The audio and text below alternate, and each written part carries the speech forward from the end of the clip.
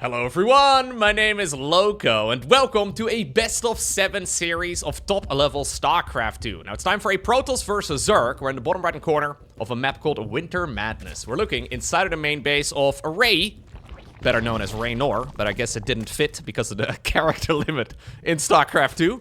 His opponent in the upper left, playing in blue with the Protoss pieces, we have none other than ShoWTimE. ShoWTimE, of course, an absolute macro monster. One of Europe's greatest Protoss players, but also very predictable. And that's one of the main downsides, I guess, if you are a ShoWTimE fan. Like, he's ridiculously good. He can beat basically anybody out there. But if you throw him up against guys, like, for example, Reynor, right? And Reynor, he's got phenomenal macro, really good micro as well, but he also has a little bit of that craziness in him. Reynor is not afraid to go ahead and mix it up. He's been practicing over in Korea, and the Koreans usually play very aggressively. I think that's one of the downsides for ShoWTimE. Like, in regular macro games, he can basically beat anybody. But the absolute top dogs, especially when it comes to Zerg, are just usually one bridge too far. So let's find out what he can do in this particular best of 7. Now, this was played during the PiG Sty Festival, a $10,000 tournament. So that does mean, of course, that there is a very significant amount of prestige on the line. Other than, of course, also money. Believe it or not, pro gamers cannot just, eat passion alone. It is nice to make a little bit of cash. Point being is that this is not just a smaller online cup. These guys will be trying their absolute hardest. Alright, now, if you are a Protoss player out there and you're trying to get better at the game, I actually always think it's a good idea to look at ShoWTimE's build orders and copy it. At the very least, I think if you are trying to improve in the long run, focusing on something like ShoWTimE's playstyle is a really good idea.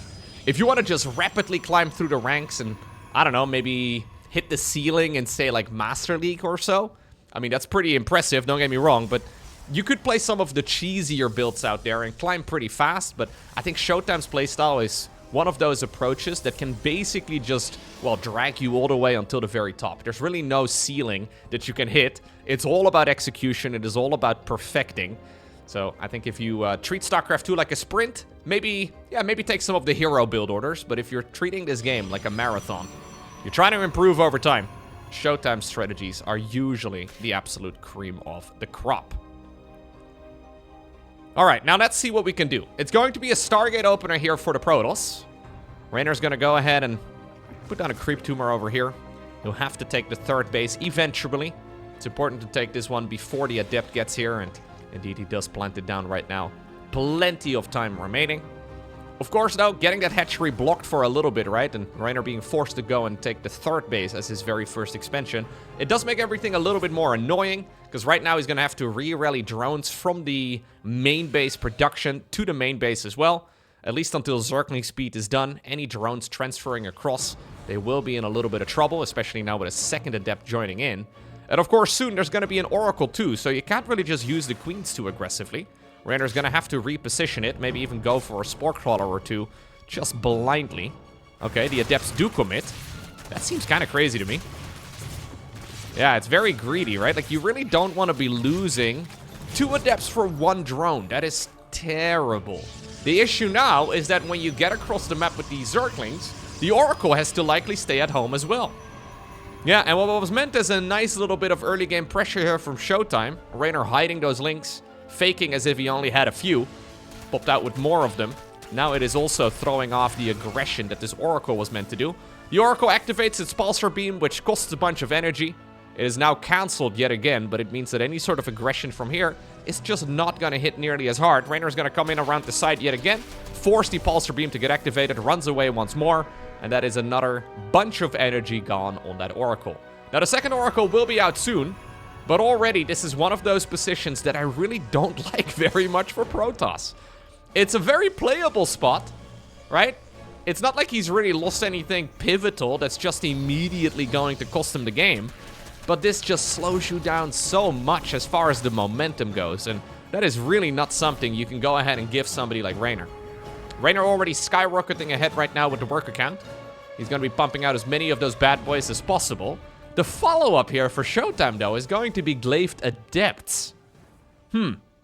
Normally a fantastic choice if you have a stellar early game. Like, it's one of those win more type of options, you know? Like, if you are already winning quite nicely, I think the Glaive to Depths can kind of just push the opponent out of the game. This has not really been that great of an early game here for ShoWTimE, so making that transition is a little questionable to me.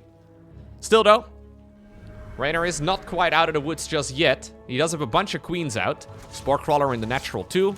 Yeah, and so far, the zoning against those oracles has been really, really good. Reynor not cutting any corners either. Roach Warren here coming up, and that may actually be one of the reasons ShoWTimE is going for the Glaive to Depth build. Because this is kind of an oddball of a follow-up, there's a good chance that Reynor would maybe skip out something like the Roach Warren, but Reynor has not. He's now already making them. He's building the roaches, I believe, plenty in time, but the execution is still going to be tough.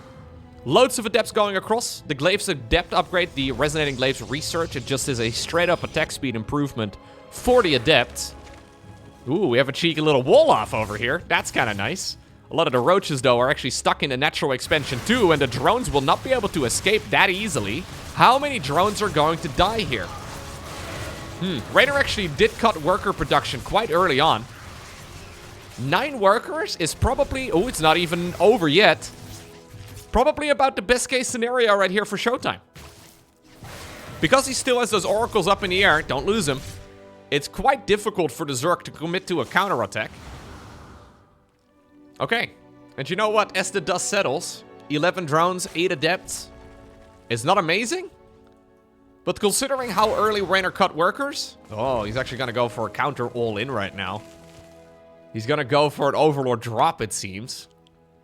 We have Blink about halfway done at this point. +1 ground attack started up as well for ShoWTimE, who's now using the Revelation ability out of those oracles to then kill some of the creep tumors. There's the drop alerts coming up. ShoWTimE at this point is sitting at 65 workers versus 51 drones. It's honestly really quite good here for Protoss, assuming he can hold this incoming push. More and more adepts are likely going to pay the price. A bunch of units are going to be stuck in stasis. Some of the adepts, though, do sneak into the mineral line yet again, and that is going to slow down the advance of this push some more. Where's the drop alerts? Okay. The 2 queens have been loaded up. I believe ShoWTimE sees them. There we go. That will be a big tell for him, and he will now know that all he really needs to do is hold. He's got a lot of stalkers. He wants to go for some stasis wards. Yep. Some shield batteries on the back of this too. Blink is now completed, and this is sharp for ShoWTimE. Oh, if he can get the Overlord, he gets it! Massive snipe. That is 4 of the queens going down. Uncharacteristic errors right here by Reynor, who's gonna lose the second Overlord too. The stasis wards are pretty much perfect. Now the creep highway is showing up, but it's a little bit too late. Still, though, you can see the power of this type of attack. But Reynor decides to just tap out. This did not go the way he had intended. ShoWTimE gets a very quick 1-0 advantage. And that takes us to 10,000 feet. Lovely fight, though, for ShoWTimE. I don't think that really could have gone much better for him. Those oracles had just enough energy for those stasis wards. And then 6 queens down the drain in just a matter of seconds. The extra overlords also showing up a little bit after the fight. That really could not have gone much worse for Reynor. Even if the queens, though, would have stayed alive, I am still not entirely sure if that push would have been enough. Too many worker losses there to the adepts. Yeah. Reynor not quite... he made a nice wall off. It's a little awkward, right? So he made a wall in the natural to shield the adepts from going into the natural. But then he also had a lot of units of his own stuck in his own natural. So he built a wall, and then rather than making his opponent pay for it, he paid for it himself.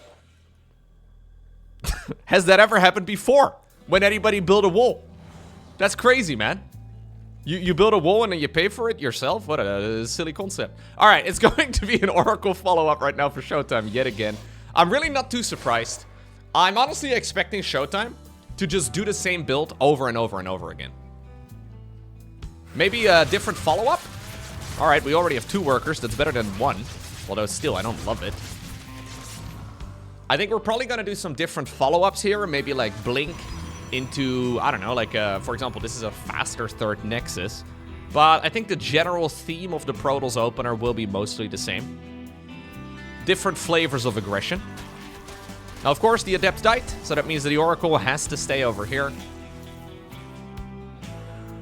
Wall-off will finally be completed as well.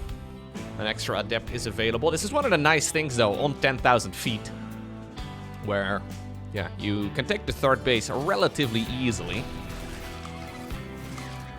And obviously, the meta has changed a little bit in this matchup. So, once upon a time, you were kind of forced to deal some sort of damage. You may recall the days that, if you're a StarCraft boomer like myself, where as a caster, you kind of pay attention to how many worker kills the Protoss gets. You kind of needed to get, like, at least, I want to say 6 or so worker kills for Protoss to be mostly even, maybe slightly ahead. These days, if you get 6 worker kills, you don't really lose anything important. That is a clear advantage for Protoss. He's going to give up the pylon, interestingly enough. These days, though, because of macro changes, but also maybe more importantly because of build order changes, Protoss doesn't really need that anymore. Like, for example, to put it in perspective, right? So for many, many years, in Legacy of the Void, it was normal for Protoss to take a third base at 5 minutes. And Protoss players have been shaving time off of that third Nexus timing over the next decade or so. Right now, we saw third Nexus going down at 3.5 minutes. That is a relatively recent development, but it basically means that you really don't need to deal any damage on the other side of the map to go toe-to-toe with the amount of economy that Zerg can build. Now, obviously, you do have to cut corners, and it is a little risky. But this is very much so the meta in StarCraft 2. Obviously, there's not that many mid-game pushes, I suppose, for Zerg to go for, other than, like, the Queen drop that we saw Reynor attempt in the previous game. So, some of those balance changes really has allowed Protoss to be a little bit greedier. And now he's going to be marching out on the map, super early third base. Blink only halfway done.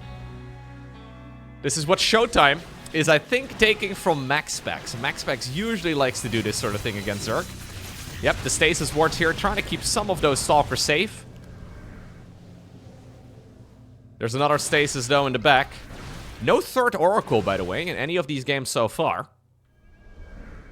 Kind of curious. A little bit of an attempted run-by as well on the other side of the map, but a blind photon cannon has already been set up.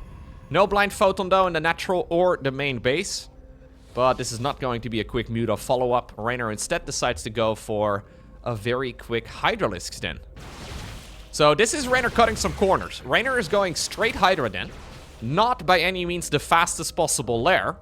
No Roach Warren, no Baneling Nest. Very rapid fourth and then also a fifth hedge.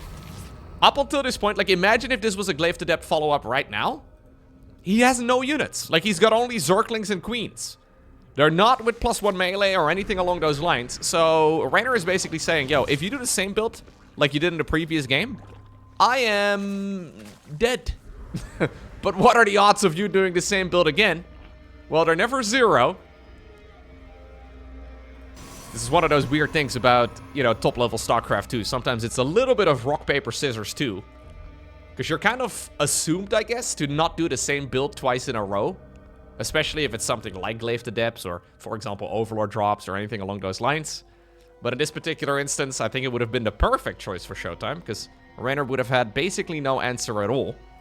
Now he's going to be able to get away with a bunch of greed, though. And you can see this reflected now in the supply count already. Hive coming up as well, by the way. 7.5 minutes, not even. Hive already coming. In the meantime, on the other side of the map, we have a robo facility done. And about halfway on the research here of the Psionic Storm. Okay, so fourth Nexus coming up. Lurker Den in the meantime on the other side of the map. Reynor basically cutting corners, getting a very quick Hive, and then going straight into that Lurker upgrade. That will probably be Seismic Spines. The ranged upgrade for those Lurkers is really nice. This is one of those builds, though, that I think would be kind of risky if you're a ladder hero. He really would love to snipe a few of those High Templar, but so far ShoWTimE positioning his units correctly. You will rarely catch ShoWTimE not having a unit on hold position. You will rarely not see him positioning his structures in very precise locations either. Yep, and this is mostly just both players testing the waters a little bit, throwing some fake punches. But ultimately what they're really doing is just building up their economies and going straight up to the maximum tech. And yeah, ShoWTimE agrees. If you're going to be playing a greedy game, he will try and play a greedy game too. This is about an 8-minute fleet beacon, extra Stargate added into the mix. I would not be surprised to even see the +1 air weapons fire up here in just a second for ShoWTimE. He could, I guess, just go straight into Tempest, though, and it's a little bit expensive. But getting those air upgrades started early can be very nice in the long run. Using the mineral dump here already. Those zealots, yep. The only reason you guys exist for the most part is to do run-bys now. Once upon a time you were a core unit. Well, maybe you will become a core unit again later. But I think for the time being, it's not really what you guys are here for. Still though, ooh, lovely storm. One of the lurkers goes down. Okay. Sloppy mistake right there for Reynor. Lurkers are expensive. Tempest though are going to be super nice here because these lurkers can indeed shoot across this little crevice. Now the storms are gonna buy so much freaking time, man. Lovely work here by ShoWTimE. It has to be said. ShoWTimE playing like an absolute gamer here. Yeah, the lurkers are trying to see if they can harass the mineral line, but Tempests are on the horizon. The oracles are still alive from the early game, so Revelation is gonna provide the vision that they need. ShoWTimE knows this is just a little bit of time. Yep. All he needs to do is buy a bit, because now the Tempests are out, and with the Revelation ability on those oracles, he can see those burrowed units from a distance. There's no Vipers or anything like that available right now for the Zerg. A bunch of Zealots do get surrounded, but more importantly, yep, the Tempest here are going to be using their maximum range to gun down those lurkers, and that means that they're no longer going to be within range of the mineral line. Okay, one of the oracles does die. In exchange, though, for another lurker. Nidus Worm in the main base. Absolutely critical here for ShoWTimE to not fully max out. It's one of those weird things for Protoss.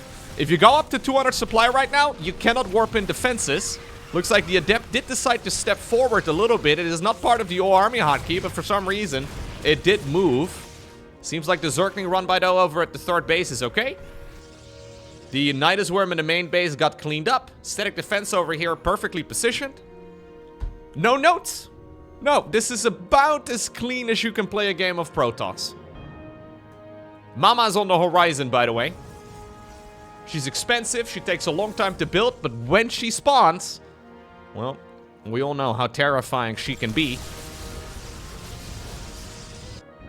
Reynor did build a Spire, right? I think I saw one. Yeah, there it is. Getting the Spire done is absolutely critical, because he's not going to be able to beat this type of army for much longer with Hydralisks alone as his main source of anti-air. We are entering the territory now where Corruptors are a necessity. Nice pool here once again. Oracle comes on flying in this direction. I wouldn't mind actually to see another Oracle for the Protoss here. Those Oracles are his main source of detection right now for the Lurkers. Honestly though, it kind of feels to me like the Lurker age may already be over, and it did not really pay for itself at all. Reynor though, drawing his opponent all the way towards the left side of the map, may open up an opportunity right now for those Lurkers to be useful. Here comes Mama though, activating Cloak, activating Storms as well on the Templar. Wouldn't mind seeing a Time Warp maybe planted down, but apparently ShoWTimE has decided he doesn't need it. There we go. Mama is not a detector, but she's still pretty darn useful here. 4 confirmed kills on her. All of the shields disappeared, only a little bit of hull damage taken. Again, a really, really solid cleanup. New Nexus in the upper right. Reynor, by the way, the reason he can keep this aggression going is because he's sitting at 97 drones. So, it kind of feels to me like he's losing every battle. He certainly is. If you look at the resources lost, my god, only 600 gas at this point for Protoss is crazy efficient. But obviously he can do this because he's been very far ahead economically for a long, long time. The numbers, by the way, below and above the mineral count and the gas count at the bottom of the screen, they indicate the amount of resources that these players are gathering per minute. I have just changed my interface a little bit. I think I like it. I mean, it's a little cluttered, but I think I like it. Lurkers, though, coming in around the site. Lurkers also moving in the upper right. And Reynor's new plan, it's a little bit of an expensive one, but his new game plan is to effectively create a contain on his opponent's bases. Like, he's basically saying, yo, you can have 4 bases, but never a 5th. And it's an ambitious build. Oh, Mama is here. Oh, hold that thought. Mama is going to be warping, I think, everything towards the other side of the map. There she goes. Straight into the main base of the Zerg. Oy, oy, oy. Reynor is going to have to commit to the run by, I think. There's about 0% chance he can go up the ramp. Nope, that is not going to happen. So the Hive will indeed die. This mass recall is kind of insane. Keep in mind, though, that the mass recall does not share a cooldown with the Nexus recall. So he can actually send the troops back home, and that's exactly what he does right now. After cleaning up the main base, the Protoss army has sailed back home already. Many probes are dying, though. A couple of units were left behind, apparently. A few Archons will just hit whatever they can. Right now is a perfect moment for a little bit of all-army hotkeying. Cloaking Field gets activated. Can we move the Mama ship forward? Not quite. The Nexus will die. I guess it doesn't matter. They were Overseers anyways, but... yeah, Reynor has... that's the problem here for ShoWTimE. Reynor just has so much income. Even when you kill his main base like that, well, he still has a lot more mining than the Protoss player does. Now the Corruptors are finally coming out. Both players, though, still have a healthy chunk of change available. ShoWTimE restarts up the start base. He wants to go for the expansion in the upper right-hand corner, too. An ambitious little probe here. Okay. Ballsy move for ShoWTimE. I'm a little surprised, actually, how slowly he's remaxing up. I guess he only has 7 gateways. Yeah, it takes a while. Maybe you want to continue building as well out of the Stargates, but it's a difficult call to make, right? When you know your opponent is most definitely going to be remaxing now with Corruptors, do you really want to continue building Skytles up? Maybe just slowing it down a bit and going into some additional gateway units is not a bad idea.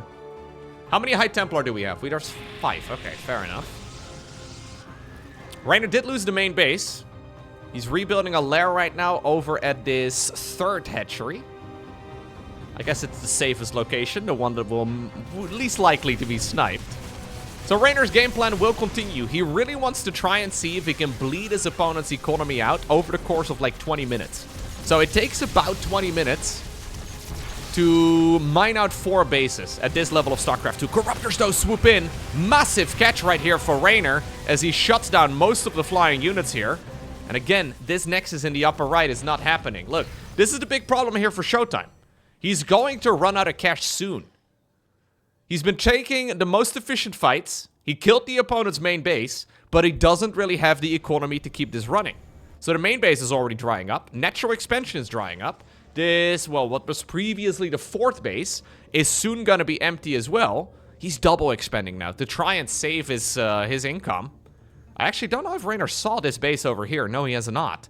Reynor actually did see this expansion going up over here. He denied the one in the upper right. It's important to not forget about this base, because Reynor may be actually getting a little bit overly aggressive if he believes that this is the only mining that he's got. Okay, he will see the positioning there of the army, which I think is a pretty clear giveaway that indeed that base will be taken.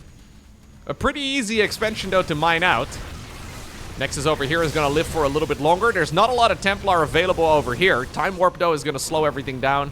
Cloak also gets activated on Mama yet again. We have some more nice storm potential here when these units clump up as much as they are. Reynor trying to see if he can... ooh, okay, snipe a bunch of those Templar. Good target firing. Now the Nexus is likely going to be next. The Nexus. Sorry. Yeah, Revelation is still super nice. I wouldn't mind seeing another Oracle or 2. There we go. He's making a new one. It really is allowing those Tempests to shoot at their maximum range. Now, Reynor is creating a choke, right, on this Protoss player. But ShoWTimE is very, very difficult to, yeah, tap out. It's just not something he will easily do. He's honestly doing a really nice job just staying alive, and that is very much so his general game plan. He's probably listening to the Bee Gees right now on his headphones. I mean, do people still listen to... anyways, I do. Do people still listen to that? Okay. Corruptor's thinking about swooping in yet again, but he sees the amount of Archons. He sees the amount of Templar. Storm does go down. Wait, it's staying alive by the Bee Gees, right? I think so. Anyways. We do have the Corruptor swooping in around the site yet again. He will be trying to poke some of those Tempests to death, but this fight is no good for Zerg. The problem that Reynor is running into right now is the lack of Vespian gas. He's got a load of minerals available. You can make queens and links. That's nice and all. But his mineral bank is depleted. And look at this. Suddenly, ShoWTimE feels like he can now strike. It's a dangerous decision to move deep onto creep, but you know what? He's got a reasonable army. He would love to slip around the side here and take down one of these bases. But if he wants to do that, he needs to get a move on. Many dead Zerg units, but they will, of course, respawn really quickly. Okay, he decides to not take any chances. A very ShoWTimE-esque recall there. He was thinking about being aggressive, and then decided, nope, I am better off just backing up. Reynor now taking the 3 o'clock base. The reason here ShoWTimE backed up is because he assumed that Reynor's macro would be a little bit sharper than it is. He assumed that the amount of resources here available to the Zerg would be a bit more balanced and not so mineral heavy. I think he had a real opportunity there to strike. Decided to give Reynor the benefit of the doubt, which may very well bite him in the butt later on. But you know what? He's getting his new bases up, right? Like, he's got this expansion up and running fully now. That's gonna add like another 10 minutes of mining. The cost efficiency here of the Protoss army has been kind of nuts. Corruptors, though, once more looming overhead. I would love to see a couple of Vipers added here for Reynor, but maybe... Oh, God, he's sleeping just a little bit. Maybe this is the opportunity that Reynor's looking for. In the meantime, we did have some of the Zealots and Archons moving in over here in the bottom left. One of those Archons actually dies. Observer, though, does join up eventually and gives the detection. This hatchery is toast. Big Zergling run by, but look at this. ShoWTimE already pre-splitting his units. Lovely interception. He realized that this was going to be Reynor's play, and admittedly, it is something that Reynor does love to do. This hatchery, or this Protoss hatchery over here, will also stay alive. And it's disjointed, it feels kind of messy, but ShoWTimE is navigating this really well. Usually, Reynor really pulls ahead during chaotic spots. Oh my god, I don't think you can break this. No way, Zerg. There's no chance. You can run the units in, but I think you're just gonna lose them. There's still enough storm available. Plenty of storms actually available. Props here to ShoWTimE, by the way. If this was me, I'd be spamming storm like the energy would never run out. I think that's all of us. Somehow, some way, even though he's been fighting for ages. Yeah, he still has plenty of Templar energy available. And again, the Zergling run by, the Lurker run by, none of it really got anything done. And now things are starting to look a little bit dire here for Reynor. I honestly wouldn't mind seeing ShoWTimE go home again. I think you just recall if you have it available. Okay, the ability is available. I think you recall this army. This is an awkward spot to sit in. I don't think this is really necessary. He wants to save the ability, though, and I can't really blame him. But is he gonna get jumped on? I think you clump everything up together and just recall. Go, go, go, go, go. Go home. Yeah. Sorry, Immortal. I mean, your name is Immortal. Surely you'll make it home safely. Ah, see? Okay, we're gonna apparently recall the Prism as well to the mothership. Fair enough. Yeah, I think this makes a lot of sense. You've just killed an expansion of the Zerg. You know that the Zerg eco is looking kind of rough. Really no reason to give them the positional advantage. This fight is horrid for Reynor. Massive storms are going down, blanketing pretty much the entirety of the Zerg army. Supply counts on both sides of the map are taking a nosedive, but I like this spot. So much better for Protoss, and apparently Reynor agrees. He decides to not just GG out, but he GG'd out. And that will take us to the Celestial Enclave. Beautiful gaming here, though, by ShoWTimE. It has to be said. He is... Like, when ShoWTimE is sharp, he really is one of the very best Protoss players in the world, and I feel like he's often overlooked. Like, he's been at this level for a long time, but recently he seems to have reached a new height. And it's really, really cool to see. That was... I mean, it's hard to play the perfect game, right? Don't get me wrong. Like, you can't really play a perfect game of StarCraft. Especially when it was like, what was that? Like 25 minutes long or so. There's so many decisions you have to make. But I feel like ShoWTimE basically made all the correct choices there. Like, it's easy for us to look at that fight and think, okay, you gotta recall home, right? But I think we all know the experience of getting tunnel visioned while playing games. Especially with something like, you know, a big push and you're already basically in your opponent's natural.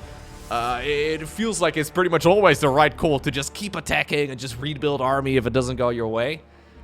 It's easy as a neutral observer sometimes to say what the best move is, but yeah, ShoWTimE consistently making the right calls. The recall, though, into the opponent's main base, it almost feels a little bit out of character, right? Like him sneaking the mothership across the map and then recalling everything, inviting basically a bit of a base race there momentarily with well, probably the fastest Zerg player out there. It's a risky call. What else is a risky call, though, is this build right here for Reynor. Reynor is doing a two-base queen drop. Yeah, Massling coming up. Oh, we've seen him play this against, for example, Maru as well. He did like a weird two-base push against Maru in Zerg versus Terran, where he dropped the queens on the ramp, and then mass Zerglings trying to break open the wall. Look at this. We are 3.5 minutes in, a little bit past that point, and a Dropper Lord Cocoon is already morphing in. We have 4 of those bad boys. 3 of them hiding over here on the left side of the map, and then 1 for the ladies in the main. No blink available this time around, though. We do have oracles yet again. I don't think ShoWTimE has any clue that this is happening right now. He did see the quick expansion for the end base, and that's a little bit odd. Reynor, though, already sending in the troops, and he wants to go for the pocket base, which will allow him to fully unload, I think, before the Protoss will find out. These pesky little Zerglings on the attack path of the Oracle, only 4 of them. This all looks very standard to ShoWTimE, although ShoWTimE will now realize that something weird is going on, but I wonder if it's already a little bit too late. Zerglings unloading inside of the main base. Queens are going to be unloading as well there in just a moment. There is an Oracle available, and we do have some shield batteries on the production tab, but it's going to be a bit.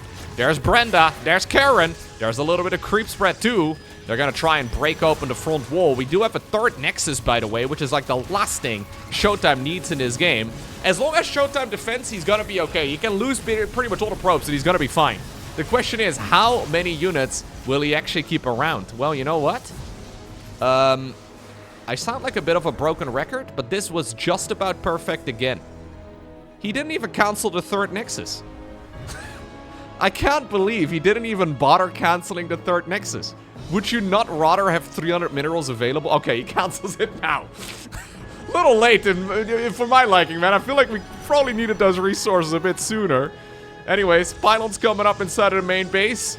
Did ShoWTimE kind of over-risk it here a bit? He decides to warp gate Chrono, which is not something you see all too often, but it does allow you the charges on the warp-ins a little bit quicker yet again. Reynor's gonna just basically hold down the Zergling keys some more. There is a 3rd Oracle, though, that just popped out, and that may just be exactly what he needs. Micro. Okay, he does send it backwards. Whew. The main base is still in a world of trouble. But, I mean, Reynor is on 19 drones. Like, he doesn't really have a follow-up plan. So, even if ShoWTimE loses the main, I think it's still fine. The probes actually decide to just pass by everything. Yeah, pylon will finish up. Stargate is going to be available yet again. I mean, I think you could go for, like, a single Phoenix or a single Void right here. Just to well, get some form of consistent damage done. Reynor's loading up the units yet again, man. We have new queens following the old. That's not Brenda and Karen anymore. That's Susan and Lily showing up right now. Yep, joining the knitting crew on the other side of the map. So many adepts available. This is awkward. ShoWTimE just basically warping in whatever unit he can. And I wonder if he has somehow, some way, misnavigated this a little bit. He's got so many workers available. He did, by the way, during all of this, start up a new base. ShoWTimE, this is a complete all-in. It's a 1 base all-in for all intents and purposes for the Zerg. We do not need 3 bases in order to hold this. Demauer wants to build a wall. But you know what? It's not going so hot in the natural. That's the 2 gateways that he's been producing out of. He basically has no units right now. Bunch of Banelings, by the way, coming up. They're built inside of the main base. Reynor is absolutely relentless. And now the Zerglings are streaming through the natural expansion. ShoWTimE has to tap out. He threw this one. A pretty significant blunder there by our German Protoss. He thought he was dealing with some sort of 2-base aggression, when in reality, I mean, it was 2 hatcheries, but one of those hatcheries was just a production structure, right? Like, there wasn't any real mining going on. He believed he needed to build up a 3rd Nexus there to stay alive, when in reality, the only thing he really needed to do was just shut down that attack. If instead of building up a 3rd Nexus there twice, he would have built like 2 additional gateways, maybe 3 additional gateways, and he would have just warped in quite literally anything. I believe that that would have been a victory there for Protoss. I will say, though, in ShoWTimE's defense, It's very common in StarCraft 2 when your all-in fails for the Zerg to immediately shift gears and go back to full droning.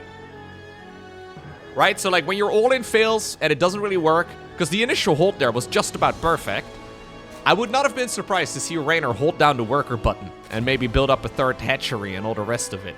So ShoWTimE probably assumed that that would be the follow-up from the Zerg as well, but Reynor instead decided to just double or nothing.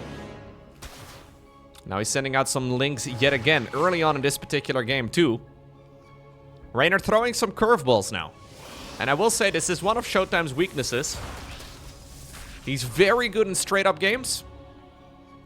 But, yeah, when you are dealing with stuff you don't normally see, you may just make the wrong decision. I still don't think, though. It's one of those wins, right, for Zerg. I still don't think Reynor is happy with that. Like, he knows how lucky he got. He knows that that really wasn't meant to be a win.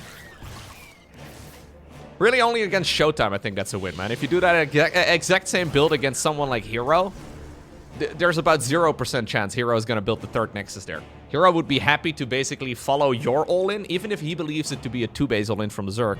He would be happy to follow that up with a 2-base all-in of his own on the other side of the map. ShoWTimE was trying to see if he could drag the game on. I think most Protoss players would be more than happy to play that as an aggressive game instead. Anyhow, it worked out there for Reynor, but I can imagine he's not entirely happy with it. The end result is nice, but the way in which he got there, he probably would have liked to get that done a little bit more confidently. Okay, third Nexus this time around should be fine because there is also a third hatchery here. Lair coming up yet again here for Reynor. 4.5 minutes, nothing out of the ordinary. Third Nexus here will have to be defended by the Oracles. Third Oracle this time around. In game number 1 and 2, ShoWTimE set on only 2 Oracles in the earlier stages of the game. Getting a third one, though, in the mix, I don't mind it. Honestly, I love Oracles. I think they're probably the best Protoss unit in the entire game. Maybe make more. Maybe make more Oracles. Or at least build a 4-Oracle. You know? Not a bad idea. Okay, those builds are a little uncommon, but seriously, though, I do think Oracles are... yeah. Probably an S tier unit. I mean, it's a bit weird, right? Like, if you make a StarCraft 2 unit tier list, Zerglings are definitely S tier. Marines are definitely S tier. Zealots? Yeah, no. Yeah, no, I don't think anybody would really call Zealots S tier. Probably A tier, they're good.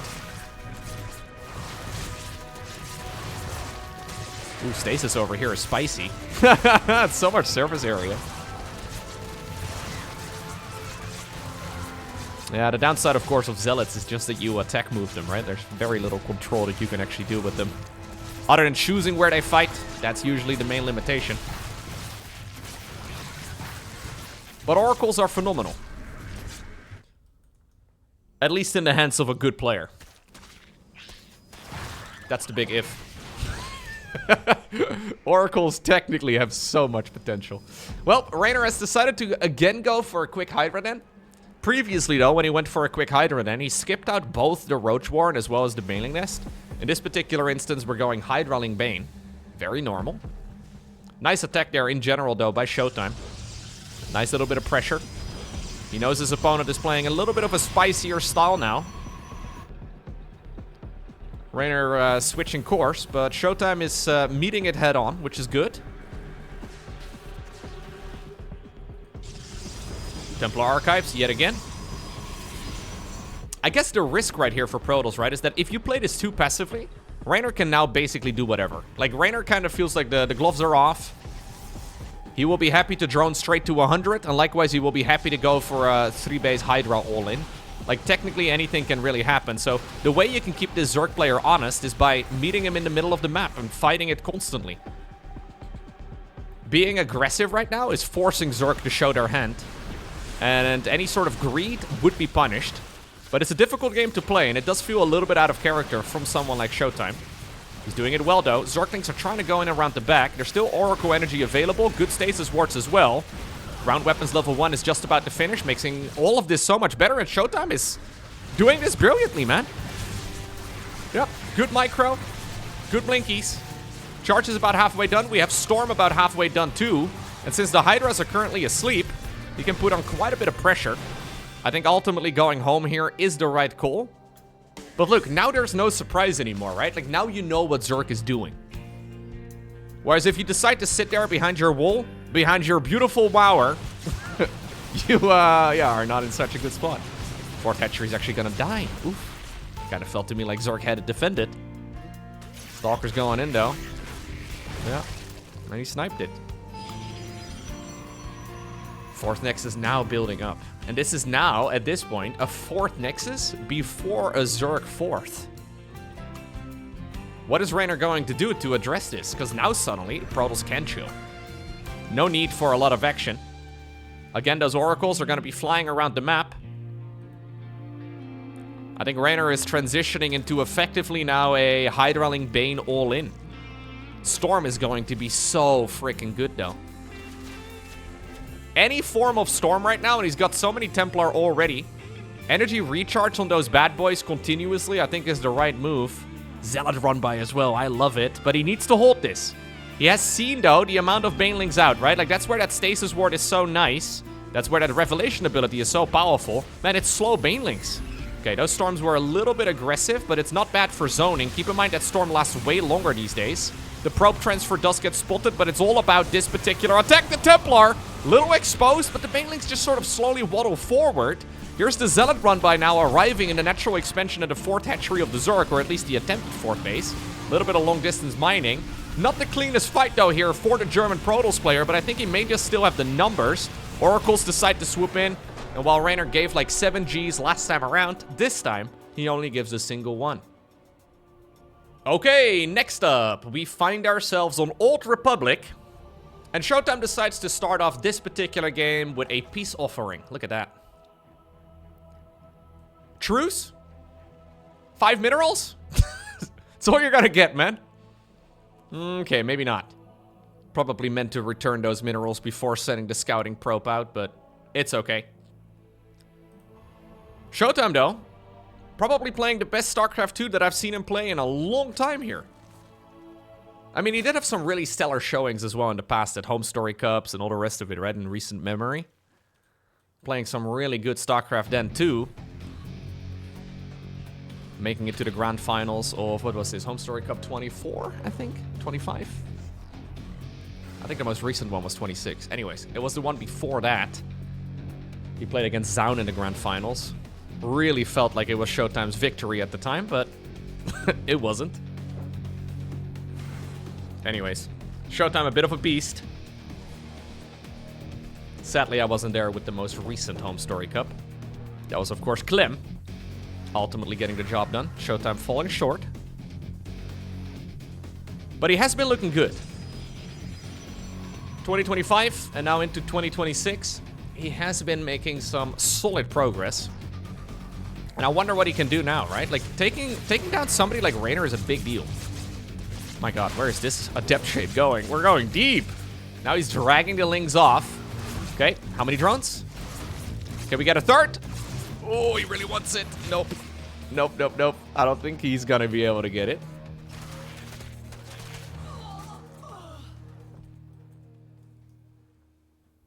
Here goes the Oracle. It's hunting for that low HP drone. Yeah, it's already 2-shot again. 1 worker, 2 worker, 3 worker. Counting with ShoWTimE. See, who didn't think? You can watch this with your whole family, man. StarCraft 2 is a very educational game. We've had 1 Oracle, 2 Oracle, 3 Oracle, 4 Oracle. Now we're counting the amount of dead drones. Fun for the whole family, really.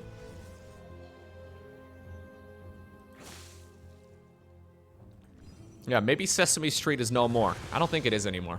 At least in the Netherlands, I don't think we have Sesame Street anymore. But we have StarCraft Street. Not bad. You know, it took me an embarrassingly long time. Like, literally, like, until, like, last year. So, in the Netherlands, one of the Sesame Street characters was called Graaf Tel. Which means count. Count! I never thought about the fact that in English, his name was just Count. Because he counts. In Dutch, that joke doesn't make any sense. Because the word for counting is not the same as the word for count. So in Dutch he has 2 names, or I guess he has got like a name that is 2 words. My god. Count it's actually, this blew my mind, okay? This was like a solid 3 days of my life that I couldn't really stop thinking about this. I watched so much Sesame Street. I'm a bit of an expert. When it comes to counting, pah. I kid you not, I can count even past the number of toes and fingers that I have. Yeah. Anyways. Oracle's trying to get some damage in. 6 drones is certainly not bad, though. Already a quick 4th hatchery here for Reynor. Lair coming up, 5.5 minutes. +1 melee here. Actually, the first time we have a +1 melee build here for Reynor in this entire best of 7. A very popular build in this matchup. The problem is that if it's not Blink, you can kind of fall short a bit. And you can see, right? Like, with ShoWTimE mixing up the early game a bunch of times here, not basically doing the exact same thing over and over and over again, there is that chance that you have to take here as a Zerg. Like, if ShoWTimE was playing Blink Stalker follow-ups every single time, the +1 melee build would be what Reynor would be going for most of the time. Considering this is the first time we see it, even though this is like the most standard build and the one that will ShoWTimE very likely favor when he's playing ladder games, because he's mixing it up so much more in this particular series, Reynor has been forced to mix it up on his side of the map too. He can't just blind counter a lot of these early games. Now, this is excellent though here for Zerg. Yeah, getting +1 melee against this type of opener is really sweet. Lovely stasis ward though. Ay, ay, ay, ay, ay. Reynor saw it coming in, thought he was sniping it, did not quite get the job done. Obviously important though for the Protoss player to back up. Another stasis ward will keep him safe. There is a 3rd one here too. This is where that triple Oracle build is so nice. +1 melee is going to be done for Protoss soon too, by the way. +1 ground, that is. Stasis ward gets planted down here too. Wait a second. That stasis ward may turn out to be a bit of a disaster. Another stasis far in the back. Another stasis too. Nice blinky here by ShoWTimE yet again, who is now feeling like maybe he can even get a snipe on this hatchery. I mean, if he wants to do it, he needs to get it done before the Lynx wake up. Wow, that was just about perfect. Okay, now you gotta make it home. Can we go home? +1 melee Lynx, man. Oh, they can wrap around. Should we have recalled? Maybe we should have recalled. It's a little too late now. Yeah, I think we should have recalled. I can't blame ShoWTimE, though, for sticking around there. I think most of us would have. Hindsight is 20/20. Yeah, now we recall. Okay. Well, that was a little expensive, but it did certainly slow down Zerg quite a bit. Reynor stuck on just 69 drones, which many people would consider nice, but I don't think that's ideal. Problem is, a counterattack right now is going to be met by Psystorm. And that is what ShoWTimE has been showing us in pretty much every single game. He's got a 4th Nexus of his own. He did lose, how many Stalkers? 12 there in the end, and an Oracle too. Yeah. I mean, it's not bad here for Protoss. I think if he would have recalled though, and maybe lost like 4 Stalkers, this position would have been phenomenal for him. Right now we have to go back to the riding seat, right? We have to decide where we want to go from here. We cannot really just cruise with this advantage any longer. But that's okay. Hive's gonna be done here in just a moment. Reynor going straight Infestors, by the way. Infestors with Neural Parasite. So he's mixing it up entirely.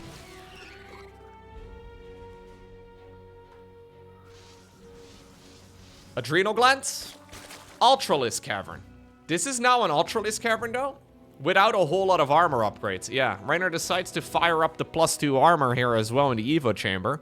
But armor really is what is enabling Ultras to be good. And we're a mile away from Ultras actually being fully maxed. But obviously, if you get Neural Parasite, say for example the High Templar or the Archons or, I mean, any Immortals that might be out or the Tempest, and then you engage with Ultras? Huh. Not a bad idea. At least there's a lot of potential. I don't think ShoWTimE has seen the Infestors, and that could also be a big surprise, because he might just end up getting everything fungled in just a moment. There they go. Neural Parasite on the Templar, feedback onto the other Templar. Some storms are landed, but the Stasis Wards are once again glorious. My god, how is ShoWTimE continuously getting these Stasis? That's insanity, man. These fights keep taking place with, like, most of the Zerglings AFK. Can you even plan for this sort of thing? Okay, Reynor decides to still just throw the Lings at this Protoss army. The Archons, they stay alive! Oh! 18 and 13 kills respectively. They have no shields anymore. But they do stay alive. Wait, what just killed that Oracle? Did he attack move with an Oracle? Did the Spore Crawler get within range? Ultra, by the way, is not gonna happen. Reynor decides to cancel the Cocoon. Wow. Okay. That was both disgusting and beautiful at the same time. It was beauty disgusting. Beauty gusting. It was this beautiful. It depends on your perspective, okay? Whether or not you're a Zerg or a Protoss. If you're a fan of StarCraft, I think that was beautiful. Now the Archons are gonna be juggled, man. Their shields have long regenerated, and there may not be any Immortals available, but ShoWTimE doesn't need them. Mama is coming up. Look at the warp in behind the Ultralisk to prevent it from escaping. Wow. ShoWTimE gets the job done and destroys Reynor 4-1. That was beautiful.